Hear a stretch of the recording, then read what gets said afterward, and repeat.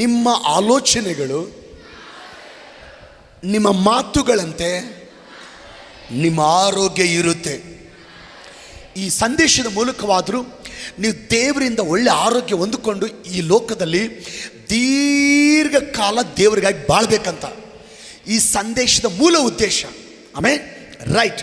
ಗಲಾತ್ಯ ಬರೆದ ಪುಸ್ತಕ 6ನೇ ಅಧ್ಯಾಯ 7ನೇ ವಚನ. ಮೋಸ ಹೋಗಬೇಡ್ರಿ, ದೇವರು ತಿರಸ್ಕಾರ ಸಹಿಸುವವನಲ್ಲ. ಮನುಷ್ಯನು ತಾನು ಏನು ಬಿತ್ತುತ್ತಾನೋ ಅದನ್ನೇ ಕೊಯ್ಯಬೇಕು, ಅದನ್ನೇ ಕೊಯ್ಯುತ್ತಾನೆ. ಓಕೆ, ಚೆನ್ನಾಗಿ ಕೇಳ್ರಿ. ಇಲ್ಲಿ ಪೌಲನು ಗಲಾತ್ಯ ಬರೆದ ಸಭೆ ಗಲಾತ್ಯದವರಿಗೆ ಬರೀತಾನೆ, ಮೋಸ ಹೋಗಬೇಡ್ರಿ, ದೇವರು ತಿರಸ್ಕಾರ ಸಹಿಸುವವನಲ್ಲ, ಮನುಷ್ಯನು ತಾನು ಏನು ಬಿತ್ತುತ್ತಾನೋ ಅದನ್ನೇ ಕೊಯ್ಯುತ್ತಾನೆ. ಹಂಗೆ ಇರಿ. ಒಬ್ಬ ರೈತನು ತನ್ನ ಹೊಲದಲ್ಲಿ ಜೋಳ ಬಿತ್ತಿದ್ರೆ ಜೋಳನೇ ಕೊಯ್ತಾನೆ, ರಾಗಿ ಕೊಯ್ಯಲ್ಲ. ಅಥವಾ ರಾಗಿನ ಬಿತ್ತಿದ್ರೆ ರಾಗಿನೇ ಕೊಯ್ತಾನೆ, ಜೋಳ ಕೊಯ್ಯಲ್ಲ. ಅದೇ ರೀತಿಯಾಗಿ ಯೇಸು ಸ್ವಾಮಿ ಈ ಲೋಕದಲ್ಲಿದ್ದಾಗ ಶಿಷ್ಯರಿಗೆ ಸಾಮ್ಯ ಹೇಳಬೇಕಾದ್ರೆ ಏನು ಹೇಳಿದಾನಂದರೆ, ನಿಮ್ಮ ಹೃದಯಗಳನ್ನು ದೇವರು ಏನಕ್ಕೆ ಹೋಲಿಕೆ ಮಾಡಿದ್ದಾನೆ? ಒಂದು ಭೂಮಿಗೆ ಹೋಲಿಕೆ ಮಾಡಿದ್ದಾನೆ. ನಮ್ಮ ಹೃದಯ ಅದು ಒಂದು ಭೂಮಿ, ಹೃದಯ ಎಂಬ ಭೂಮಿ ಅಂತ ಯೇಸು ಸ್ವಾಮಿ ಹೇಳ್ತಾ ಇದ್ದಾನೆ. ಓಕೆ, ಆ ಭೂಮಿಯಲ್ಲಿ ನಾವು ಏನು ಬಿತ್ತುತ್ತೀವೋ ಅದನ್ನೇ ಯಾವ ರೀತಿಯಾಗಿ ಕೊಯ್ತೇವೋ, ಅದೇ ಥರ ಈ ಹೃದಯ ಎಂಬ ಭೂಮಿಯಲ್ಲಿ ನಾವು ಏನು ಆಲೋಚನೆ ಮಾಡ್ತೀವಿ, ನಾವು ಏನು ಮಾತಾಡ್ತೀವಿ, ಅದ್ರ ಫಲ ನಾವು ಕೊಯ್ತೀವಿ. ಪ್ರತಿಯೊಬ್ಬ ವ್ಯಕ್ತಿ ತನ್ನ ಆಲೋಚನೆಗಳ ಮೂಲಕ, ತನ್ನ ಮಾತುಗಳ ಮೂಲಕ, ತನ್ನ ಆಲೋಚನೆಗಳ ಮೂಲಕ, ತನ್ನ ಮಾತುಗಳ ಮೂಲಕ ತನ್ನ ಹೃದಯ ಎಂಬ ಭೂಮಿಯಲ್ಲಿ ಏನು ಬಿತ್ತುತ್ತಾನೋ ಅದನ್ನೇ ಕೊಯ್ತಾನೆ. ಈಗ ಅರ್ಥ ಆಯ್ತಾ? ನಾವು ಒಳ್ಳೆ ಆಲೋಚನೆ ಮಾಡಿದರೆ, ಬಾಯಿಂದ ನಂಬಿಕೆಯ ಮಾತುಗಳನ್ನು ಮಾತಾಡುತ್ತಾ ನಮ್ಮ ಹೃದಯ ಎಂಬ ಭೂಮಿಗೆ ನಂಬಿಕೆಯ ಮಾತುಗಳನ್ನ ಬಿತ್ತಿದರೆ ಅದರ ಫಲ ಒಳ್ಳೆಯದನ್ನು ಬಿತ್ತಿದರೆ ಒಳ್ಳೆಯದನ್ನೇ ಕೊಯ್ತೀವಿ. ಆಮೇಲೆ ಅಥವಾ ಕೆಟ್ಟದ್ದನ್ನು ಬಿತ್ತಿದರೆ ಕೆಟ್ಟದ್ದನ್ನೇ ಕೊಯ್ತೀವಿ. ಭೂಮಿ ಯಾವುದು? ನಮ್ಮ ಹೃದಯ. ಭೂಮಿ ಯಾವುದು? ಹೃದಯ. ಬಿತ್ತೋದು ಯಾವ ರೀತಿ?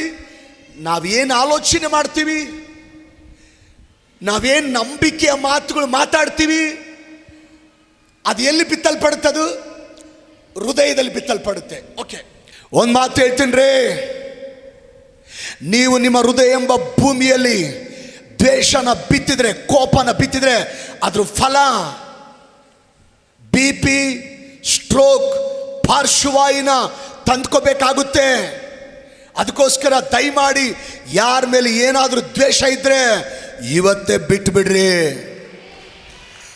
ನೀವು ಯಾವಾಗಲೂ ಚಿಂತೆಯನ್ನ, ವ್ಯಸನವನ್ನ ಹೃದಯದಲ್ಲಿ ಬಿತ್ತಿದ್ರೆ ಅದ್ರ ಫಲ ಶುಗರ್ ಮತ್ತು ಇನ್ನಿತರ ದೊಡ್ಡ ದೊಡ್ಡ ಕಾಯಿಲೆಗಳನ್ನು ತಂದ್ಕೋಬೇಕಾಗುತ್ತೆ. ಅದಕ್ಕೋಸ್ಕರ ದಯಮಾಡಿ ಚಿಂತಿಸುವುದನ್ನ, ವ್ಯಸನ ಪಡುವುದನ್ನ ಬಿಟ್ಟುಬಿಡ್ರಿ. ಯಾವಾಗಲೂ ಅಧಿಕವಾದಂಥ ಒತ್ತಡ, ಅಧಿಕವಾದಂಥ ಸ್ಟ್ರೆಸ್, ಐ ಟೆನ್ಷನ್ ಅನ್ನ ಹೃದಯದಲ್ಲಿ ಬಿತ್ತಿದ್ರೆ ಅದ್ರ ಫಲ ಹಾರ್ಟ್ ಪ್ರಾಬ್ಲಮ್, ಕಿಡ್ನಿ ಪ್ರಾಬ್ಲಮ್, ಇನ್ನಿತರ ದೊಡ್ಡ ದೊಡ್ಡ ಕಾಯಿಲೆಗಳನ್ನು ತಂದ್ಕೋಬೇಕಾಗುತ್ತೆ. ಅದಕ್ಕೋಸ್ಕರ ಸ್ಟ್ರೆಸ್ಸು, ಅಧಿಕ ಒತ್ತಡ, ಐ ಟೆನ್ಷನ್ ಮಾಡ್ಕೊಳ್ಳೋದನ್ನು ದಯಮಾಡಿ ಬಿಟ್ಟು ಬಿಡ್ರಿ. ಯಾವಾಗಲೂ ಜಾಸ್ತಿ ತಿನ್ನುವುದನ್ನು ಹೊಟ್ಟೆಗೆ ಬಿತ್ತಿದ್ರೆ ಹೊಟ್ಟೆ ದೊಡ್ಡದಾಗುತ್ತೆ, ಅನಂತರ ಹೊಟ್ಟೆಗೆ ಸಂಬಂಧಪಟ್ಟಂಥ ಕಾಯಿಲೆಗಳನ್ನ ತಂದ್ಕೋಬೇಕಾಗುತ್ತೆ. ಅದಕ್ಕೋಸ್ಕರ ದಯಮಾಡಿ ಎಷ್ಟು ಬೇಕು ಅಷ್ಟು ತಿನ್ನಿರಿ.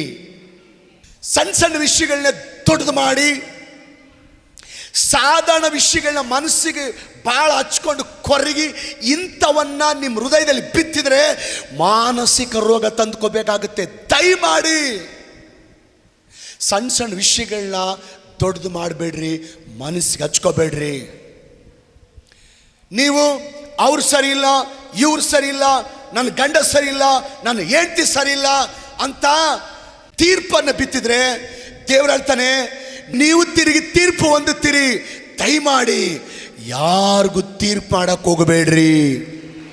ನೀವು ಡ್ರಿಂಕ್ಸು, ನೀವು ಸ್ಮೋಕಿಂಗು, ನೀವು ತಂಬಾಕು, ಗುಟ್ಕಾ ಮುಂತಾದ ದುರಲವಾಟುಗಳನ್ನು ನೀವು ಹೃದಯದಲ್ಲಿ ಬಿತ್ತಿದ್ರೆ ಅದರ ಫಲ kidney fail, cancer, liver damage, ಕೊನೆಗೆ ಸಾವೇ ತಂದ್ಕೋಬೇಕಾಗುತ್ತೆ. ಅದಕ್ಕೋಸ್ಕರ ದಯಮಾಡಿ ದುಶ್ಚಟಗಳನ್ನು ನಿಮ್ಮ ಹೃದಯದಲ್ಲಿ ಬಿತ್ತುವುದನ್ನು ಇವತ್ತೇ ನಿಲ್ಲಿಸಬೇಡ್ರಿ. ಗಲಾತ್ಯ 6:7 ದೇವ್ರ ವಾಕ್ಯ ಹೀಗೆ ಹೇಳುತ್ತೆ, ಮನುಷ್ಯನು ತಾನು ಏನು ಬಿತ್ತುತ್ತಾನೋ ಅದನ್ನೇ ಕೊಯ್ಯುತ್ತಾನೆ. ನೀನು ಏನು ಆಲೋಚನೆ ಮಾಡ್ತೀನಿ ನೋಡು. ಉದಾಹರಣೆಯಾಗಿ ನೀವು ಹೃದಯದಲ್ಲಿ ಬಿತ್ತುತ್ತಾ ಇದ್ದೀರಿ, ನೀವೇನು ಆಲೋಚನೆ ಮಾಡ್ತೀರಿ ನೋಡ್ರಿ, ನೀವೇನು ಆಲೋಚನೆ ಮಾಡ್ತೀವಿ ನೋಡು, ನೀನೇನು ಮಾತಾಡ್ತೀನಿ ನೋಡು, ತಿಳ್ಕೊಳ್ರಿ, ನೀವು ಹೃದಯದಲ್ಲಿ ಬಿತ್ತುತ್ತಾ ಇದ್ದೀರಿ. ನಂಬಿಕೆಯ ಮಾತುಗಳನ್ನ ಹೃದಯದಲ್ಲಿ ಬಿತ್ತಿದ್ರೆ ಅದ್ರ ಫಲ ಒಳ್ಳೆ ಆರೋಗ್ಯ, ಒಳ್ಳೆ ಆರೋಗ್ಯ, ಒಳ್ಳೆ ಆರೋಗ್ಯ. ಉದಾಹರಣೆ ಹೆಂಗೆ ಬಿತ್ತಬೇಕಂತ ಹೇಳ್ತೀನಿ, ಎಂಥವು ಬಿತ್ತಬೇಕಂತ ಹೇಳ್ತೀನಿ. ನನ್ನ ದೇವರು ಒಳ್ಳೆಯವನು, ಏನೇ ಬಂದರೂ ನನಗೆ ಒಳ್ಳೆಯದೇ ಮಾಡ್ತಾನೆ. ಇದು ಬಿತ್ತೋದು. ನನ್ನ ದೇವರು ಒಳ್ಳೆಯವನು, ಏನೇ ಬಂದರೂ ನನಗೆ ಒಳ್ಳೆಯದೇ ಮಾಡ್ತಾನೆ. ಏನೇ ಕೆಟ್ಟದ್ದು ಬಂದರೂ ನನ್ನ ದೇವರು ಅದನ್ನು ಒಳ್ಳೆಯದಾಗಿ ಪರಿವರ್ತಿಸ್ತಾನೆ. ನಾನು ಗುಣ ಆಗುವಂತೆ ದೇವರು ಕಾರ್ಯ ಮಾಡ್ತಾನೆ. ನಾನು ಸಾಲದಿಂದ ಹೊರಗೆ ಬರುವಂತೆ ದೇವರು ಕಾರ್ಯ ಮಾಡ್ತಾನೆ. ನಾನು ಮಾನಸಿಕ ರೋಗದಿಂದ ಹೊರಗೆ ಬರುವಂತೆ ದೇವರು ಕಾರ್ಯ ಮಾಡ್ತಾನೆ. ದೇವರು ನನ್ನನ್ನು ಅನಾರೋಗ್ಯದಿಂದ ಹೊರಗೆ ತರ್ತಾನೆ. ದೇವರು ನನ್ನನ್ನು ಸಾಲದಿಂದ ಹೊರಗೆ ತರ್ತಾನೆ. ದೇವರು ನನ್ನನ್ನು ಸೇವೆಯಲ್ಲಿ ಬಲವಾಗಿ ಉಪಯೋಗಿಸ್ತಾನೆ. ದೇವರು ನನಗೆ ಶತ್ರುಗಳ ಮೇಲೆ ಜಯ ಕೊಡ್ತಾನೆ. ದೇವರು, ನಾವು ಈ ತಿಂಗಳು ನಮ್ಮ ಬಿಸ್ನೆಸ್ಸಲ್ಲಿ ಒಂದು ಒಳ್ಳೆ ದೊಡ್ಡ ಅಮೌಂಟ್ ನೋಡುವಂತೆ ದೇವರು ಕಾರ್ಯ ಮಾಡ್ತಾನೆ. ಕೋರ್ಟ್ ವಿಷಯದಲ್ಲಿ ದೇವರು ನನಗೆ ಜಯ ಕೊಡ್ತಾನೆ. ದೇವರು ನನಗೆ ಪ್ರತಿ ವಿಷಯದಲ್ಲಿ ಜಯ ಕೊಡ್ತಾನೆ ಅಂತ ಆಲೋಚನೆ ಮಾಡಿ ನಂಬಿಕೆ ಮಾತುಗಳನ್ನ ಮಾತಾಡಿದರೆ ದೇವರು ಪ್ರತಿ ವಿಷಯದಲ್ಲಿ, ಎಲ್ಲ ವಿಷಯದಲ್ಲಿ ದೇವರು ನಿಮಗೆ ಸಹಾಯ ಮಾಡ್ತಾನೆ. ಆಮೇನ್. ನೀವು ನಂಬಿಕೆಯಿಂದ ಆಲೋಚನೆ ಮಾಡಬೇಕು, ನಂಬಿಕೆಯ ಮಾತುಗಳನ್ನ ಮಾತಾಡಬೇಕು. ನಂಬಿಕೆಯ ಮಾತುಗಳನ್ನ ನಿಮ್ಮ ಹೃದಯದಲ್ಲಿ ಬಿತ್ತುವಾಗ ದೇವರು ನಿಮ್ಮ ಎಲ್ಲ ವಿಷಯಗಳಲ್ಲಿ ದೇವರು ಸಹಾಯ ಮಾಡ್ತಾನೆ. ಪ್ರತಿ ವಿಷಯಗಳಲ್ಲಿ ದೇವರು ಸಹಾಯ ಮಾಡ್ತಾನೆ. ಎಲ್ಲ ವಿಷಯಗಳಲ್ಲಿ ದೇವರು ಸಹಾಯ ಮಾಡ್ತಾನೆ. ಅಷ್ಟು ಮಾತ್ರ ಅಲ್ಲ, ನೀವು ನಂಬಿಕೆಯ ಮಾತುಗಳು ನಿಮ್ಮ ಹೃದಯದಲ್ಲಿ ಬಿತ್ತುತ್ತಾ ಇರೋದ್ರಿಂದ ದೇವರು ನಿಮಗೆ ಸೂಪರ್ ಆಗಿರುವ ಆರೋಗ್ಯವನ್ನು ಕೊಡ್ತಾನೆ. ನೀವು ನಂಬಿಕೆಯಿಂದ ಆಲೋಚನೆ ಮಾಡಿದ್ರೆ, ನಂಬಿಕೆಯ ಮಾತುಗಳನ್ನ ಮಾತಾಡ್ತಾ ಆ ನಂಬಿಕೆಯ ಮಾತುಗಳು ನಿಮ್ಮ ಹೃದಯದಲ್ಲಿ ಬಿತ್ತಿದ್ರೆ ಆ ಮಾತುಗಳು ನಿಮಗೆ ಆರೋಗ್ಯವನ್ನು ಕೊಡುತ್ತೆ. ಆ ಮಾತುಗಳು ನಿಮಗೆ ಶಕ್ತಿ ಕೊಡುತ್ತೆ. ಆ ಮಾತುಗಳು ನಿಮ್ಮನ್ನು ಸೌಖ್ಯಪಡಿಸುತ್ತೆ. ನೀವು ಉತ್ತಮ ಆರೋಗ್ಯ ನೀವು ಹೊಂದಿಕೊಳ್ತಾ ಇದ್ದೀರಿ. ಓಕೆ, ದೇವ್ರ ಸ್ತೋತ್ರ. ಭಾಳ ಜನ ಯಾವಾಗಲೂ ಆಸ್ಪತ್ರೆ ತಿರುಗ್ತಾ ಇರ್ತಾರೆ. ಕೆಲವು ಜನ ಇಷ್ಟಿಷ್ಟು ರಾಶಿ ಮೆಡಿಸಿನ್ಗಳನ್ನ ತಿಂತಾ ಇರ್ತಾರೆ. ಒಂದಿನ ಚೆನ್ನಾಗಿದ್ದರೆ ಇನ್ನೊಂದು ದಿನ ಚೆನ್ನಾಗಿರಲ್ಲ. ಇವತ್ತು ಆರೋಗ್ಯವಾಗಿದ್ದರೆ ನಾಳೆ ಆರೋಗ್ಯ ಚೆನ್ನಾಗಿರಲ್ಲ. ಕಾರಣ ಏನು ಗೊತ್ತಾ? ನಂಬಿಕೆಯಿಂದ ಆಲೋಚನೆ ಮಾಡಲ್ಲ. ನಂಬಿಕೆಯ ಮಾತುಗಳು ಮಾತಾಡುತ್ತಾ ನಂಬಿಕೆಯ ಮಾತುಗಳು ಹೃದಯದಲ್ಲಿ ಬಿತ್ತಲ್ಲ. ಅದಕ್ಕೆ ಅನೇಕರ ಆರೋಗ್ಯ ಹಾಳಾಗಿ ಹದಗೆಟ್ಟಿದೆ. ಸಣ್ಣ ವಿಷಯನ ದೊಡ್ಡದು ಮಾಡ್ತಾ ಇದ್ದೀರಿ. ಸಾಧಾರಣ ವಿಷಯನ ಮನಸ್ಸಿಗೆ ಹಚ್ಕೊಂಡು ಕೊರಗ್ತಾ ಇದ್ದೀರಿ.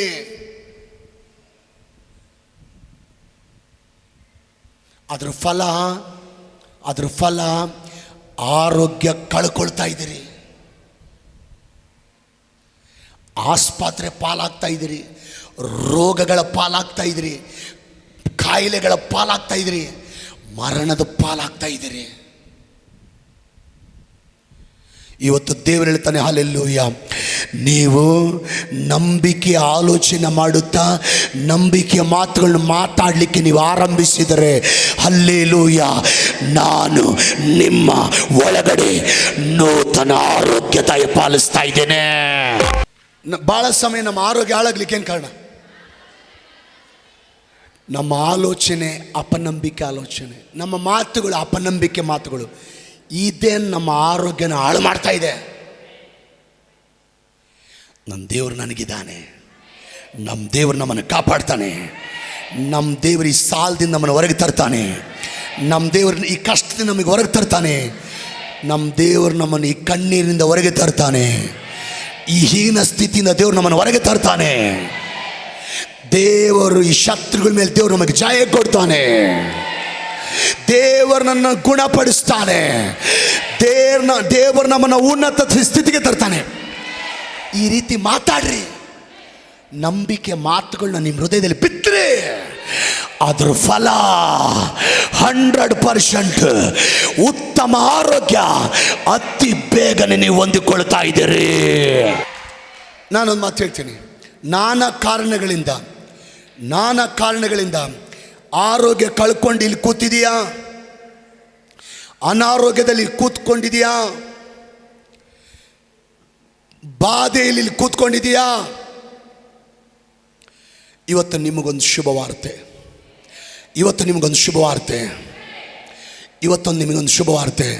ವಿಮೋಚನ ಕಾಂಡ 15:26 ವಾಕ್ಯನ ನಿಮ್ಮ ಹೃದಯದಲ್ಲಿ ಬಿತ್ತರಿ.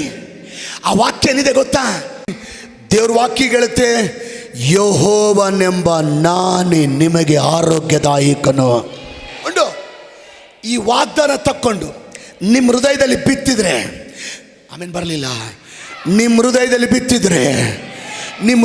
ಬಿತ್ತಿದ್ರೆ ದೇವರು ನನಗೆ ಆರೋಗ್ಯದಾಯಕನು, ದೇವರು ನನ್ನ ಮಕ್ಕಳಿಗೆ ಆರೋಗ್ಯದಾಯಕನು, ದೇವರು ನನ್ನ ಗಂಡನಿಗೆ ಆರೋಗ್ಯದಾಯಕನು, ದೇವರು ಈ ಸಭೆಗೆ ಆರೋಗ್ಯದಾಯಕನು.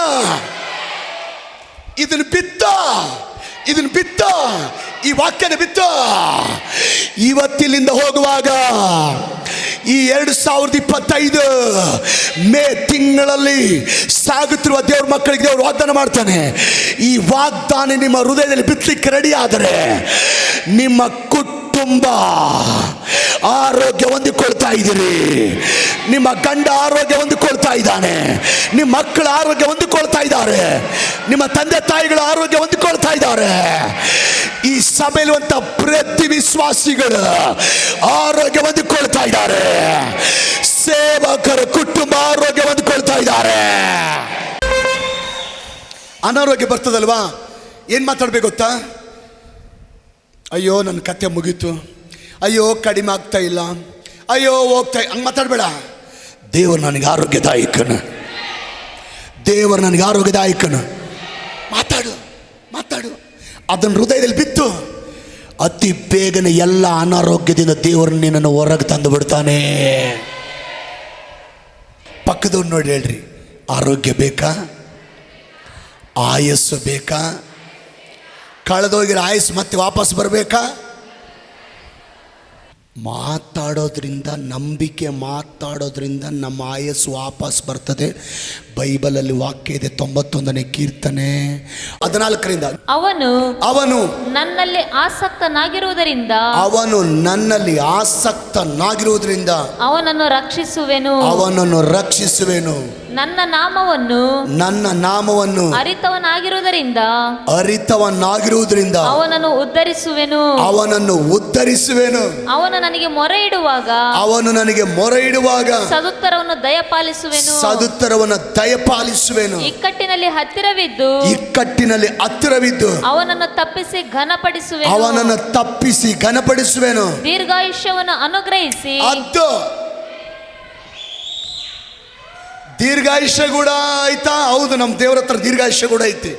ದೀರ್ಘಾಯುಷ್ಯವನ್ನು ಅನುಗ್ರಹಿಸಿ ಅವನನ್ನು ತೃಪ್ತಿಪಡಿಸುವೆನು. ನನ್ನ ವಿಶೇಷವಾದ ರಕ್ಷಣೆಯನ್ನು ತೋರಿಸುವೆನು. ಕೀರ್ತನೆ 103:5 ನೋಡಿ. ಶ್ರೇಷ್ಠ ವರಗಳಿಂದ ನಿನ್ನ ಆಶೆಯನ್ನು ಪೂರ್ತಿಗೊಳಿಸುತ್ತಾನೆ. ಹದ್ದಿಗೆ ಬರುವಂತೆಯೇ ನಿನಗೆ ಯೌವನವನ್ನು ತಿರುಗಿ ಬರಮಾಡುತ್ತಾನೆ.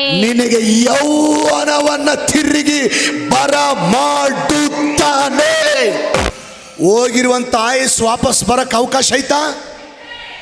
ಹೋಗಿರುವ ಯೌವನ ಮತ್ತೆ ವಾಪಸ್ ಬರಕ್ಕೆ ಅವಕಾಶ ಐತಾ? ಹೋಗಿರುವ ಶಕ್ತಿ ಮತ್ತೆ ವಾಪಸ್ ಬರಕ್ಕೆ ಅವಕಾಶ ಐತಾ? ಹೋಗಿರುವಂಥ ಬಲ ಮತ್ತೆ ವಾಪಸ್ ಬರಕ್ಕೆ ಅವಕಾಶ ಐತಾ? ಯಾವಾಗ? ಏನು ಕಾಪಾಡ್ತಾನೆ ಏನು ಕಾಪಾಡ್ತಾನೆ? ಹೋಗ್ಬಿಡ್ತೀವಿ ಮೇಲೆ. ನಂಬಿಕೆ ಮಾತುಗಳು ಮಾತಾಡು.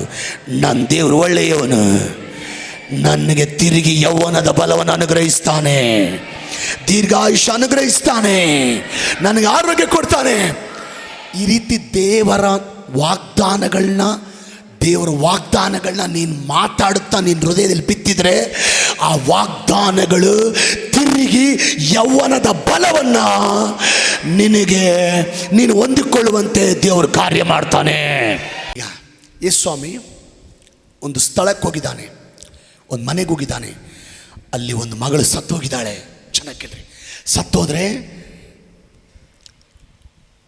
ಸತ್ತೋಗಿರೋ ಹುಡುಗಿ ತಂದೆ.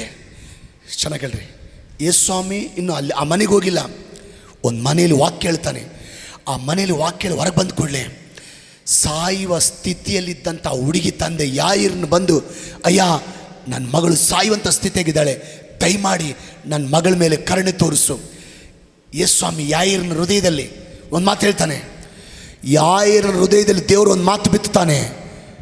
ಯಾಯಿರ, ಅಂಜಬೇಡ, ನಿನ್ನ ಮಗಳು ತಿರುಗಿ ಬದುಕ್ತಾಳೆ. ಆಮೇಲೆ ಯೇಸು ಸ್ವಾಮಿ ಯಾಯಿರ್ನ ಹೃದಯದಲ್ಲಿ ನಂಬಿಕೆ ಮಾತು ಬಿತ್ತಿದ್ದಾನೆ. ಯೇಸು ಸ್ವಾಮಿ ಯಾಯಿರ್ನ ಹೃದಯದಲ್ಲಿ ನಂಬಿಕೆ ಮಾತು ಬಿತ್ತಿದ್ದಾನೆ.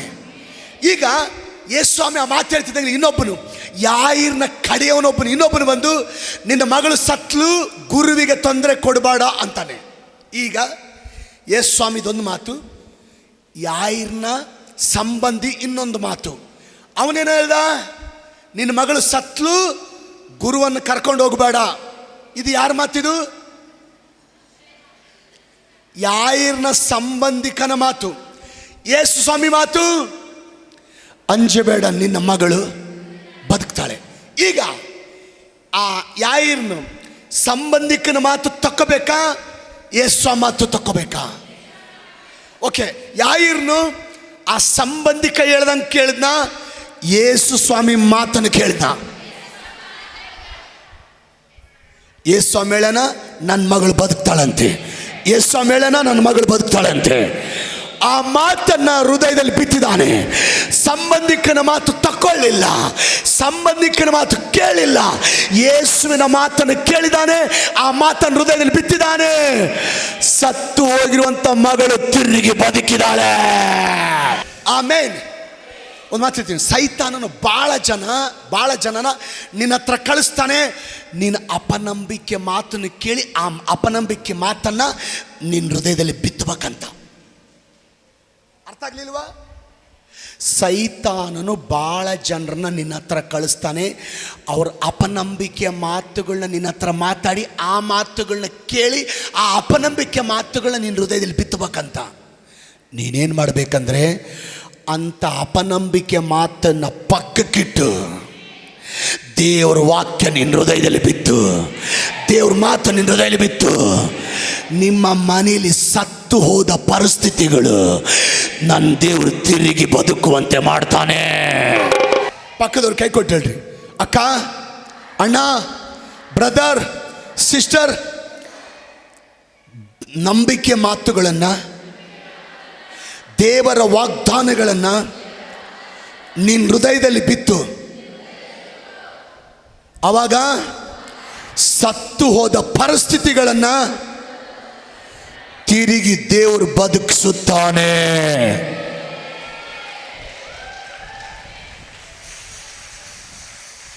ಒಂದ್ಸಾರಿ ಪರೀಕ್ಷೆ ಮಾಡ್ಕೊಳ್ರಿ. ಇಲ್ಲಿ ಅವ್ರು ಹೇಳಿದ್ದು ಇವ್ರು ಹೇಳಿದ್ದು ಬಿತ್ತುತ್ತಾ ಇದೆಯಾ, ದೇವ್ರು ಹೇಳಿದ್ದು ಬಿತ್ತುತ್ತಾ ಇದೆಯಾ? ದೇವ್ರು ಹೇಳಿದ್ದು ಬಿತ್ತಬೇಕು. ಇಷ್ಟು ದಿನ ನೀನು ಇವ್ರು ಹೇಳಿದ್ದೆ ಬಿತ್ತುತ್ತಾ ಇದೆಯಾ? ಸಾರ್ ಅವ್ರು ಹಂಗಂದ್ರು ಸಾರ್, ಗಲ್ಬಿಲಿ ಆಗ್ಯದ ಸಾರ್, ಇವ್ರು ಹಂಗಂದ್ರು ಸಾರ್, ಸಮಾಧಾನ ಹಾಳಾಗ್ಯದ ಸಾರ್. ನೀನು ಯಾಕೆ ಅದನ್ನ ಕೇಳ್ತೀಯ? ಬೈಬಲಲ್ಲಿ ಎಷ್ಟೋ ಹಾಡುಗಳಿದೆ. ಹಾಲೆಲೂಯಾ. ಏನಾದರೂ ನೋವು ಬಂತ, ಒಂದು ಹಾಡು, ಆ ಲೈನ್ ಏನೈತಂದ್ರೆ, ಬಾಳ ಜೊತೆಗಾರ ನೀನೇ ಏಸಯ್ಯ,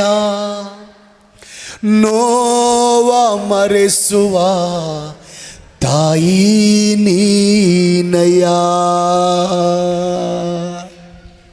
ನಾನಂದು ಹಾಡಾಡಿದ ಮೇಲೆ ಅವರು ನೋವು ಬಂತ, ದುಃಖ ಬಂತ, ದೇವರ ವಾಗ್ದಾನದ ಒಂದು ಹಾಡು ಹೇಳು, ಇಲ್ಲಾಂದರೆ ಒಂದು ನಂಬಿಕೆ ವಾಕ್ಯ ಓದಿ ಆತನ ಹೃದಯದಲ್ಲಿ ಬಿತ್ತು, ಆ ವಾಕ್ಯ, ಆ ನಂಬಿಕೆ ಹಾಡು ನಿನ್ನನ್ನು ಎಲ್ಲ ನೋವಿನಿಂದ ಆ ಕ್ಷಣನೇ ಹೊರಗೆ ತಂದು ಬಿಡುತ್ತೆ.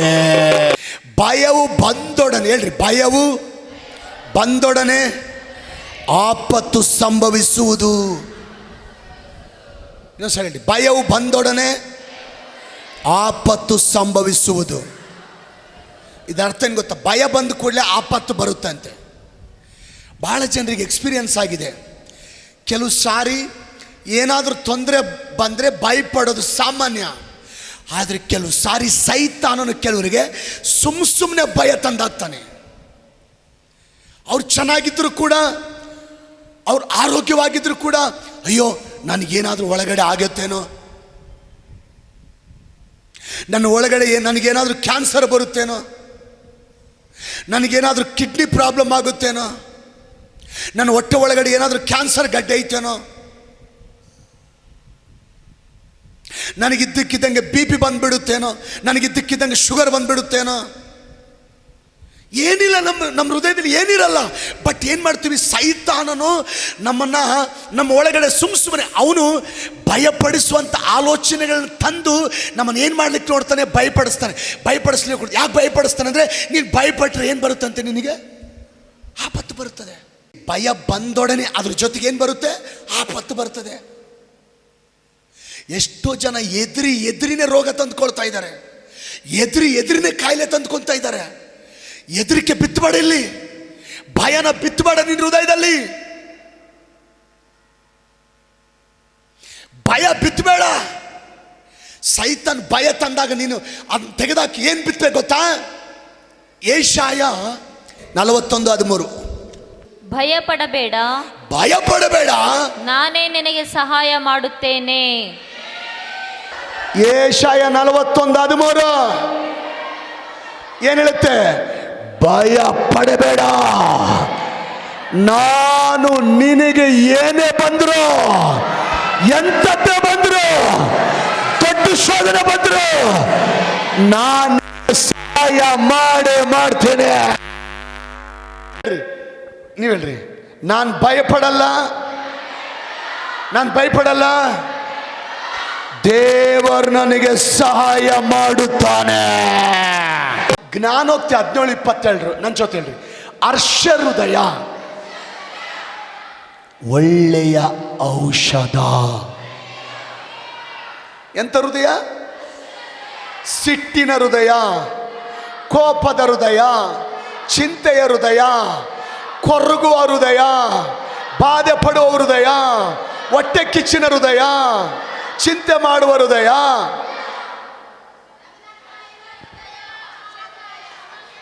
ಹರ್ಷ ಹೃದಯ, ನಗುವ ಹೃದಯ, ಸ್ಮೈಲ್ ಮಾಡುವ ಹೃದಯ, ಸಂತೋಷ ಪಡುವ ಹೃದಯ, ಆನಂದ ಪಡುವ ಹೃದಯ. ನೀವು ಈ ಮೆಡಿಕಲ್ ಶಾಪಿಗೆ ಹೋಗೋದೇ ಬೇಡ, ಸಾವಿರಾರು ಗಟ್ಟಲೆ ದುಡ್ಡು ಸುರಿಯೋದೇ ಬೇಡ. ನೀವು ದೇವ್ರ ವಾಕ್ಯಗಳನ್ನ ಮಾತಾಡುತ್ತಾ ನಿಮ್ಮ ಹೃದಯದಲ್ಲಿ ಸಂತೋಷವನ್ನು ಬಿತ್ತಿದ್ರೆ, ನೀವು ಯಾವಾಗಲೂ ಹರ್ಷವನ್ನು ಬಿತ್ತಿದ್ರೆ, ಅದೇ ನಿಮಗೆ ಒಳ್ಳೆ ಆರೋಗ್ಯ ಕೊಡುತ್ತೆ. ಏನು ಬಿತ್ತಬೇಕು ನಿಮ್ಮ ಹೃದಯದಲ್ಲಿ? ಹರ್ಷ. ಟೆನ್ಷನ್ ಬಿತ್ತೋದನ್ನ ನಿಲ್ಲಿಸ್ಬಿಡ್ರಿ. ವ್ಯಸನ ಪಡುವುದನ್ನು ಬಿಟ್ಟುಬಿಡ್ರಿ. ವ್ಯಸನ ಬಿತ್ತಬೇಡ್ರಿ, ಚಿಂತೆನ ಬಿತ್ತಬೇಡ್ರಿ, ಮಾನಸಿಕವಾಗಿ ಕುಗ್ಗಿ ಹೋಗುವಂಥ ಮಾತುಗಳನ್ನ ಹೃದಯದಲ್ಲಿ ಬಿತ್ತಬೇಡ್ರಿ. ನಂಬಿಕೆ ಮಾತುಗಳನ್ನ ಬಿತ್ತರಿ. ನನ್ನ ದೇವರು ಒಳ್ಳೆಯವನು. ಒಂದು ವೇಳೆ ದೊಡ್ಡ ಅನಾರೋಗ್ಯ ಬಂದುಬಿಟ್ಟಿದೆ ಅನ್ಕೊಳ್ರಿ, ಆಲ್ರೆಡಿ ಬಂದುಬಿಟ್ಟಿದೆ ಅನ್ಕೊಳ್ರಿ, ನಂಬಿಕೆ ಮಾತುಗಳನ್ನ ಬಿತ್ತರಿ. ಮತ್ತೆ ದೇವರು ನಾರ್ಮಲ್ ಆರೋಗ್ಯಕ್ಕೆ ದೇವರು ನಿಮ್ಮನ್ನು ತರ್ತಾನೆ. ಇವತ್ತು ಹೇಳಿದಂಥ ಮಾತು ನೀವು ನಿಜವಾಗಲೂ ಕೇಳಿದರೆ, ಅನುಸರಿಸಿದರೆ, ನಿಮ್ಮ ಥರ ಆರೋಗ್ಯವಾಗಿರೋರು ಈ ಭೂಮಿಯಲ್ಲಿ ಯಾರೂ ಇರಲ್ಲ. ಆಮೇಲೆ ಪ್ರಸಂಗಾಂಶ, ನಿಮ್ಮ ಆಲೋಚನೆಯಂತೆ, ನಿಮ್ಮ ಮಾತುಗಳಂತೆ, ನೀವು ತಿನ್ನೋಕ್ಕೆ ತಕ್ಕಂತೆ, ನೀವು ವ್ಯಸನ ಪಡೋದಕ್ಕೆ ತಕ್ಕಂತೆ, ನೀವು ಕೊರಗೋದಕ್ಕೆ ತಕ್ಕಂತೆ, ನೀವು ಕೆಟ್ಟ ಕೆಟ್ಟ ಮಾತುಗಳು ಮಾತಾಡೋದಕ್ಕೆ ತಕ್ಕಂತೆ ನಿಮ್ಮ ಆರೋಗ್ಯ ಇರ್ತದೆ. ಇನ್ನು ಕೆಲವರಿದ್ದಾರೆ, ಅವರ ಸಮಾಧಾನಕ್ಕೆ ತಕ್ಕಂತೆ, ಅವ್ರ ಸಂತೋಷಕ್ಕೆ ತಕ್ಕಂತೆ, ಅವ್ರ ನೆಮ್ಮದಿಗೆ ತಕ್ಕಂತೆ, ಅವ್ರ ನಂಬಿಕೆ ಮಾತುಗಳು ಮಾತಾಡುತ್ತಿರೋದಕ್ಕೆ ತಕ್ಕಂತೆ ಅವರಿಗೆ ಸೂಪರ್ ಆರೋಗ್ಯ ಇರ್ತದೆ. ಕಳೆದೋದ ಆಯಸ್ಸು ವಾಪಸ್ ಬರಲಿ, ಕಳೆದೋದ ಯವನದ ಬಲ ಮತ್ತೆ ವಾಪಸ್ ಬರಲಿ, ಕಳ್ಕೊಂಡ ಸಂತೋಷ ವಾಪಸ್ ಬರಲಿ, ಕಳ್ಕೊಂಡ ಸಮಾಧಾನ ವಾಪಸ್ ಬರಲಿ, ಕಳ್ಕೊಂಡಂತ ಆರೋಗ್ಯ ವಾಪಸ್ ಬರಲಿ. ಯಾವಾಗ ಕಳ್ಕೊಂಡಂತ ಆರೋಗ್ಯ ವಾಪಸ್ ಬರುತ್ತೆ? ನಂಬಿಕೆಯ ಮಾತುಗಳನ್ನು ಹೃದಯದಲ್ಲಿ. ಎಷ್ಟು ಜನ ರೆಡಿ ಇದೆ ನಂಬಿಕೆ ಮಾತುಗಳು ಬಿತ್ತಲಿಕ್ಕೆ? ಪ್ರಪಂಚದಲ್ಲಿ 100 ಜನ ನೀವು ಮುಳುಗೋಗ್ತೀರ ಅಂದ್ರೆ ನೀವೇನು ಹೇಳ್ಬೇಕು? ನೀವು ಹಾಳಾಗಿ ಹೋಗ್ತೀರ ಅಂದ್ರೆ ನೀವೇನು ಹೇಳ್ಬೇಕು? ನೀವು ಬಿದ್ದೋಗ್ತೀರ ಅಂದ್ರೆ ಏನು ಹೇಳ್ಬೇಕು? ಯಾಕೆ ಹೇಳ್ರಿ? ದೇವರು ಇರೋವರೆಗೆ ನಾವು ಬಿದ್ದೋಗ್ಲಿಕ್ಕೆ ಸಾಧ್ಯ ಇಲ್ಲ. ಹೇಳ್ರಿ, ಎಸಯ್ಯ ಈ ದಿವಸ ಕರ್ತನೆ, ಎಷ್ಟೋ ಸಾರಿ ಅಪನಂಬಿಕೆಯ ಆಲೋಚನೆ ಮಾಡಿ, ಅಪನಂಬಿಕೆಯ ಮಾತುಗಳನ್ನ ಮಾತಾಡುತ್ತಾ, ಅಪನಂಬಿಕೆ ಮಾತುಗಳನ್ನೇ ನನ್ನ ಹೃದಯದಲ್ಲಿ ಬಿತ್ತಿ, ಅದ್ರ ಫಲ ನಿರಾಶೆ, ಅದ್ರ ಫಲ ಕಾಯಿಲೆ, ಅದ್ರ ಫಲ ಬಲಹೀನತೆ, ಅದ್ರ ಫಲ ನಷ್ಟ, ಅದ್ರ ಫಲ ಸಂಪೂರ್ಣ ನಾಶದಲ್ಲಿ ಮುಳುಗಿದ್ದೇನೆ. ಯಾಕಂದ್ರೆ ಸರಿಯಾಗಿ ನಂಬಿಕೆಯಿಂದ ಆಲೋಚನೆ ಮಾಡಲಿಲ್ಲ. ದೇವರ ವಾಗ್ದಾನಗಳನ್ನು ನಂಬಿಕೆಯಿಂದ ನನ್ನ ಹೃದಯದಲ್ಲಿ ಬಿತ್ತಲಿಲ್ಲ. ಅದರಿಂದ ಕುಗ್ಗಿದ ಜೀವನ, ಕೊರಗಿನ ಜೀವನ, ಚಿಂತೆಯ ಜೀವನ, ವ್ಯಸನದ ಜೀವನ, ಕೊನೆಗೆ ಕೊರಗಿ ಅನಾರೋಗ್ಯಕ್ಕೆ ಮುಳುಗಿದ ಜೀವನ. ಇವತ್ತು ವಾಕ್ಯದ ಮೂಲಕ ನಿನ್ನ ನಂಬಿಕೆಯಂತೆ, ನಿನ್ನ ಆಲೋಚನೆಯಂತೆ ಮತ್ತು ನಿನ್ನ ಬಾಯಿ ಮಾತುಗಳಂತೆ ನಿನ್ನ ಆರೋಗ್ಯ ಇರುತ್ತೆ.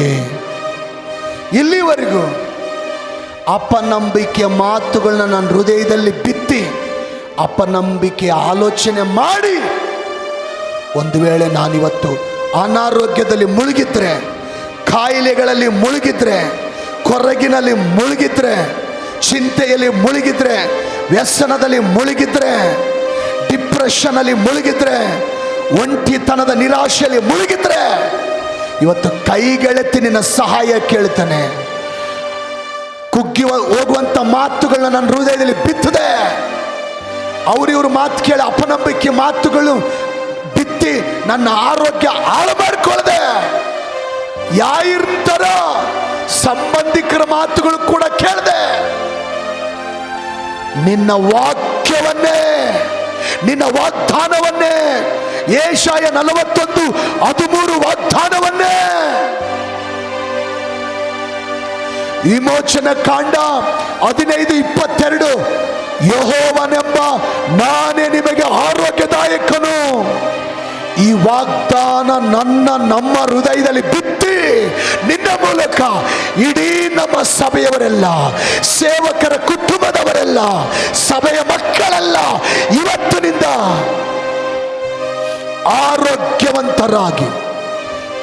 ಆರೋಗ್ಯವಂತರಾಗಿ ದೀರ್ಘಾಯುಷ್ಯ ಉಳ್ಳವರಾಗಿ ದೀರ್ಘಕಾಲ ಈ ಲೋಕದಲ್ಲಿ ಬದುಕಿ ಬಾಳಿ ನಿನ್ನನ್ನು ಮಹಿಮೆ ಪಡಿಸುವಂತೆ ಸಹಾಯ ಮಾಡು. ಕಳಕೊಂಡಂತ ಆರೋಗ್ಯ ಯೇಸುವಿನ ನಾಮದಲ್ಲಿ ವಾಪಸ್ ಬರಲಿ. ಕಳಕೊಂಡಂತ ಶಕ್ತಿ ಯೇಸು ನಾಮದಲ್ಲಿ ಹೊರಗೆ ಬರಲಿ, ವಾಪಸ್ ಬರಲಿ. ಕಳಕೊಂಡಂತ ಯೌವನದ ಬಲ ಯೇಸು ನಾಮದಲ್ಲಿ ವಾಪಸ್ ಬರಲಿ. ಕಳ್ಕೊಂಡಂತ ಶಾಂತಿ, ಸಮಾಧಾನ, ನೆಮ್ಮದಿ ಯೇಸು ನಾಮದಲ್ಲಿ ಇವತ್ತೇ ಈಗಲೇ ವಾಪಸ್ ಬರಲಿ.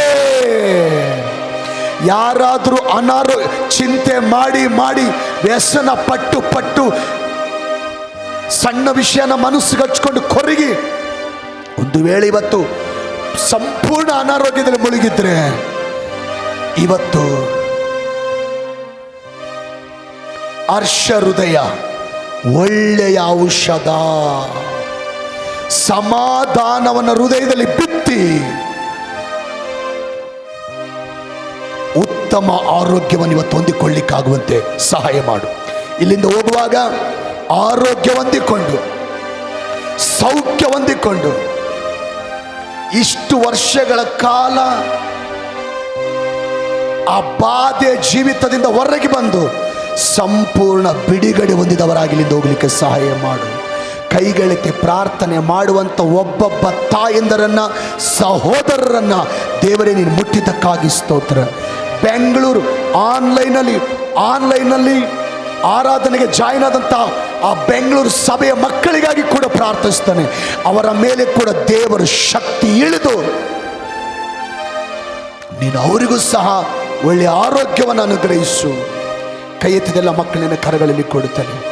ಇವತ್ತು ನಾವು ನಂಬಿಕೆಯಿಂದ ಆಲೋಚನೆ ಮಾಡಿದರೆ, ನಂಬಿಕೆಯ ಮಾತುಗಳನ್ನು ಬಿತ್ತಿದರೆ ನಮ್ಮ ಹೃದಯದಲ್ಲಿ, ದೇವರು ನನಗೆ ಸೂಪರ್ ಆಗಿರುವಂಥ ಆರೋಗ್ಯ ಕೊಡ್ತಾನಂತ ಗುಂಡಿಗೆಲೆ ಧೈರ್ಯ ಹೊಂದಿಕೊಂಡು ಹೋಗ್ಲಿಕ್ಕೆ ಸಹಾಯ ಮಾಡು. ಯೇಸುವಿನ ನಾಮದಲ್ಲಿ ಪ್ರಾರ್ಥಿಸ್ತೇವೆ ತಂದೆಯೇ, ಆಮೇನ್, ಆಮೇನ್.